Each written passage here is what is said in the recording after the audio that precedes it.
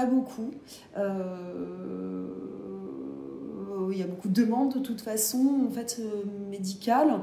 Donc j'appréhendais pas en fait le manque de travail. Et ensuite, par rapport, en fait, enfin voilà, j'appréhendais pas. Au niveau de mes appréhensions au départ, des appréhensions administratives, j'ai eu besoin un peu d'aide. Ah oui, beaucoup d'appréhension, la peur d'être seul maître à bord. Je pense la peur de l'isolement et la peur d'être noyé sous l'administratif et puis clairement de faire régler, d'avoir un rapport financier avec mes patients. C'était quelque chose que j'appréhendais beaucoup.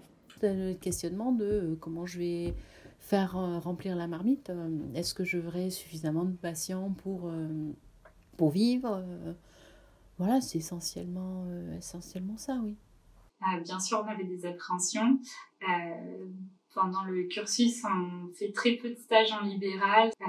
Donc oui, on appréhendait, ça fait peur de devoir être, entre guillemets, performant ou rentable.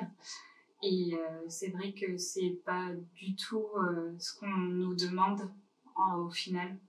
Au départ, ça n'a pas été facile, mais on a des aides extérieures qui étaient là pour nous. Dans l'exercice de la néphrologie libérale,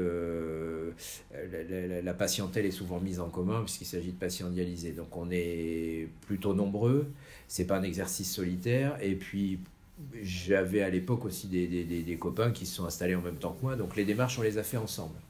Donc ça n'a pas été un obstacle, je n'ai pas ressenti de difficulté et de crainte particulière. Alors, les principaux inquiétudes étaient surtout sur l'organisation en fait, du cabinet, les revenus de chaque mois, comment ça se passe en fait, au niveau de la sécurité sociale, des cotations, au niveau de l'URSSAF, au niveau de la CAMF. Voilà, donc ça a été beaucoup de questionnements au départ. Et puis aussi par rapport à l'installation vraiment en cabinet privé, pareil, l'organisation d'une manière générale était quand même assez floue. Voilà. Oui, alors il y avait des questionnements. Il y a forcément. Alors moi j'étais remplaçant auparavant, donc j'étais déjà sensibilisé à la comptabilité. Et en fait moi j'aimais bien ça.